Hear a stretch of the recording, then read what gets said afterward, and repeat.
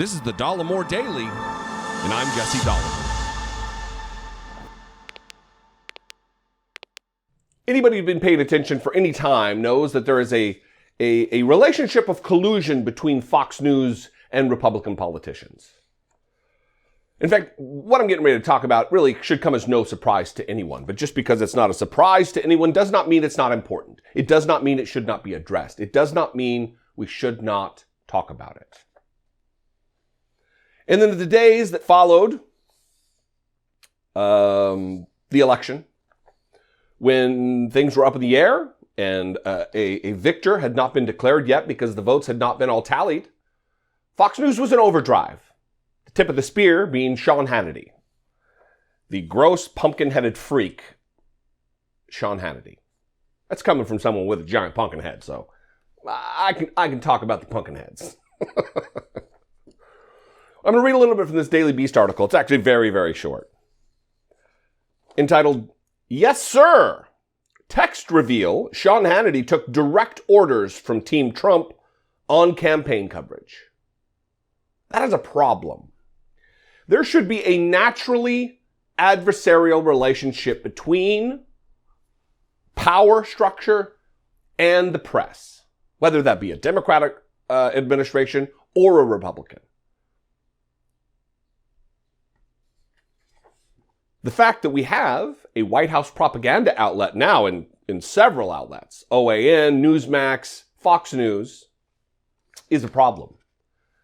Because whatever the government line is, whatever the propaganda is from the government, gets disseminated as though it's reporting. And even though Sean Hannity clearly isn't a reporter, he isn't anyone with any integrity whatsoever, he passes himself off as that. And his viewers view him as that. Reading from this Daily Beast article, in what can hardly come as a shock, it turns out that Fox News host and professional punchable face, Sean Hannity, was a literal as well as figurative yes man to the Trump administration. A trove of text messages published by CNN on Monday between Mark Meadows and a coterie of conservative lawmakers and influencers included a short exchange between the former White House chief of staff and Hannity, in which the Fox News talker, I'm assuming talked is talker, in which the Fox News talker took direct instructions on talking points for election coverage from Meadows. On November 3rd, 2020, the host texted Meadows, "North Carolina, gonna be okay?" To which Meadows responded, "Stress, every vote matters. Get out and vote." On radio. Hannity replied, "Yes, sir. On it. Any place in particular we need a push?" The chief of staff named a number of states, including Pennsylvania and Nevada. "Got it," Hannity said. "Everywhere." The on-air personality's sycophantic fealty to Donald Trump's presidency has never been a secret, but his network has had to lecture him before for displays of overzealous campaign support. It was unclear as of Monday night if Hannity would be receiving another slap on the wrist over the text, as representatives of Fox News did not immediately offer a comment. This is dangerous for a functioning democracy. When lies are viewed as fact, when propaganda becomes truth. And that is what we're witnessing here. "Yes, sir, Mark Meadows. Private Hannity, at your service." Shameless, dignity-free operation over there at Fox News. Sean Hannity should be, if he had any shame, he would be ashamed of himself.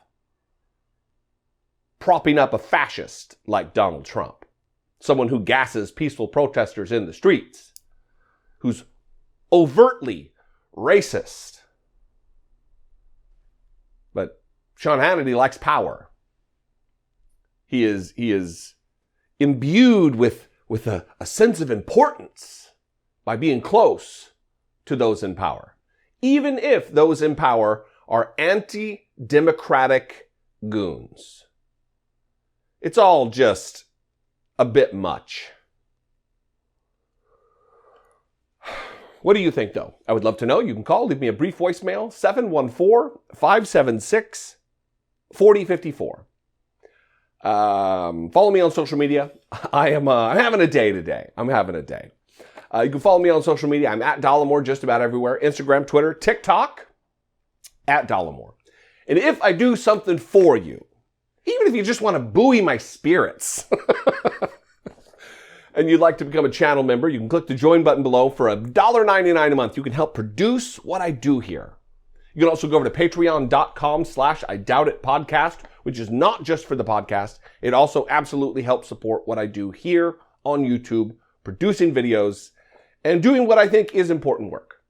Anyway, I love you guys. I appreciate you very much. I'll see you next time. Until I do, be genuine. Take care of one another.